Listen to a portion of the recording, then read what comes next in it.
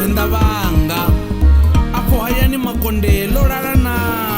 ndo humbula venda haya langa la manakanaka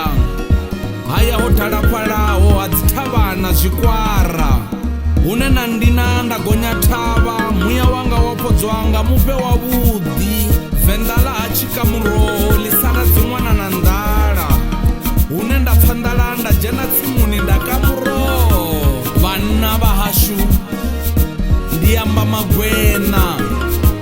ne machelo nditanga lwendo ndo humbula venda haya hanga ndo humbula venda oyo haya chiombo mango yo toyando unasipasa yeah ndo humbula venda oyo maifeli yofera na mano munange achoduke uyu mudi asi haya hashu vendi mudi deusina mulayo hune mwana pandamedza kotsina me vasiya mudi nda lochawe ndipfa upfimbe ngeni odilatela chiporoni na zvino veokandwa nga chidimela haya hawa udiwi ndikale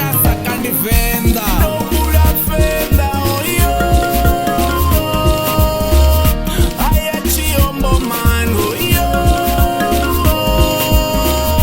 toyando unasipasa yeah ndombula venda oyo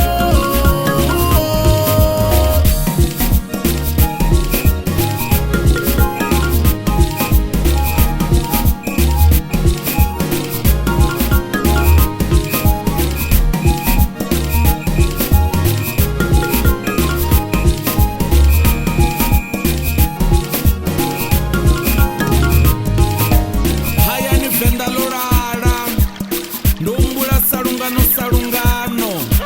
vakegulu mulilo nina makunda makhulura vafalela furi vari bhikela topi chidzimba ravuwa ngacho uche macheloni mbudzi dzibve chitumbani roliva malisoni vakala avo tuka pasi ya muri vachitamba muravarava kholomo dzimafuloni khaladzi dzashuhu musevetoni na dombani vakomana vashuhu vekati na chikona zote na musa